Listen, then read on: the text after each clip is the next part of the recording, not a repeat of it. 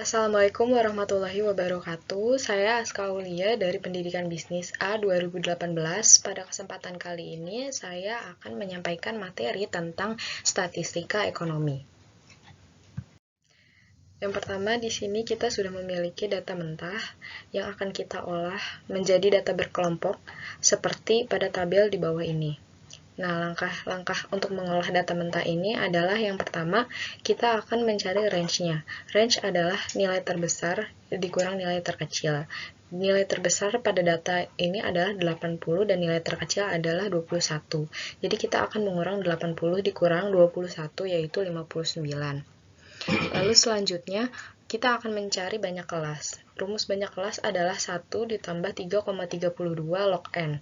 N yang dimaksud adalah jumlah seluruh data, di mana di sini terdapat 30 data. Jadi, kalau dimasukkan menjadi 1 plus 3,32 log 30, yang menghasilkan 5,91 dibulatkan menjadi 6. Setelah itu, kita akan mencari interval kelas.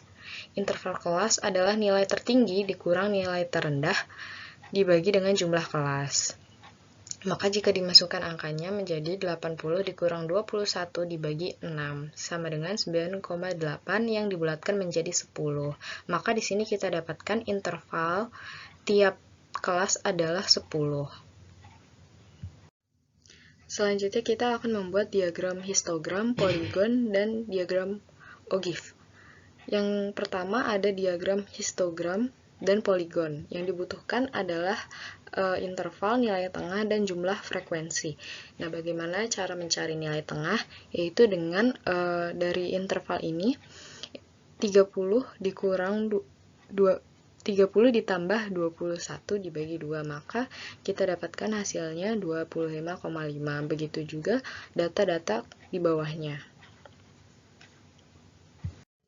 Selanjutnya ada diagram Ogive.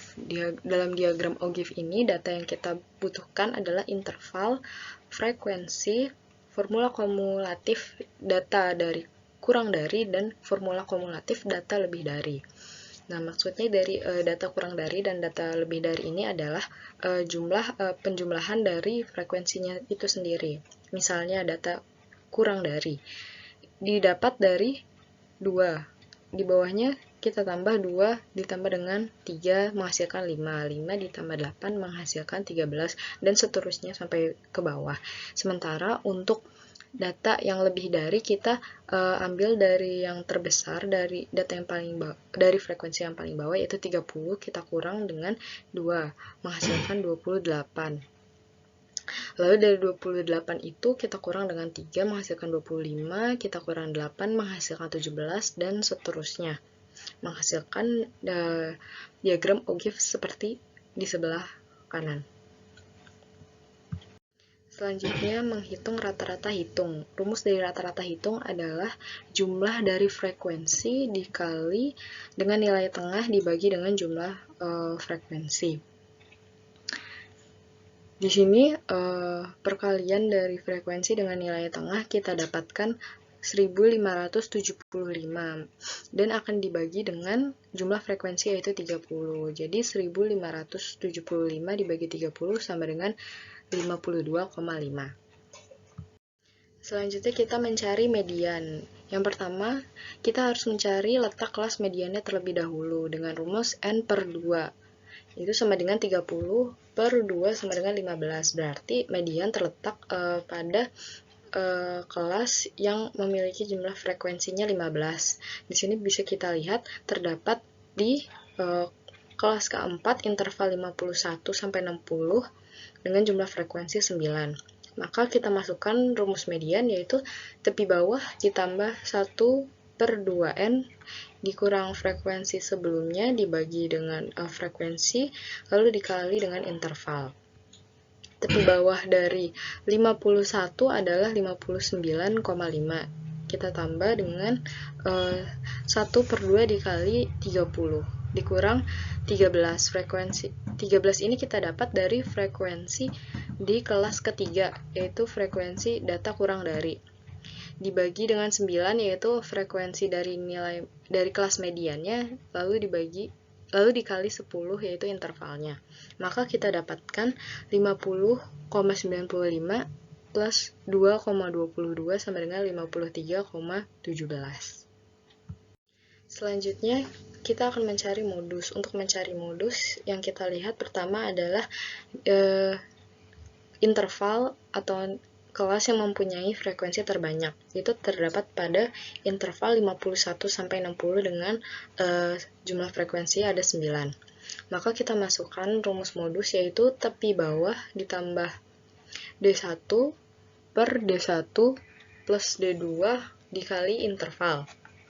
Yang dimaksudkan D1 di sini adalah frekuensi atau jumlah dari kelas modus dikurang dengan frekuensi sebelumnya. Jadi 9 dikurang dengan 8 sama dengan 1. Untuk D2 berarti frekuensi modus dikurang dengan frekuensi setelahnya, yaitu 9 dikurang 5 sama dengan 4. Maka kita masukkan ke dalam rumus, berarti 50,95 ditambah 1 per 1 plus 4 dikali 10. Dan kita dapatkan hasilnya 52,95. Selanjutnya, hubungan antara ketiga ukuran pemusatan tersebut. Hubungannya adalah berarti median lebih besar dari modus, maka kurva akan condong ke kanan. Lalu selanjutnya, apakah rata-rata hitung dapat dijadikan ukuran yang baik? Ya, karena rata-rata hitung dapat menunjukkan inti dari data dan nilai yang mewakili kepusatan data. Selanjutnya ada range. Range adalah selisih antara batas atas dari kelas tertinggi dengan batas bawah dari kelas terendah. Contohnya adalah batas atas dari kelas tertinggi adalah 80 dan batas bawah dari kelas terendah adalah 21, maka 80 kita kurang dengan 21 sama dengan 59.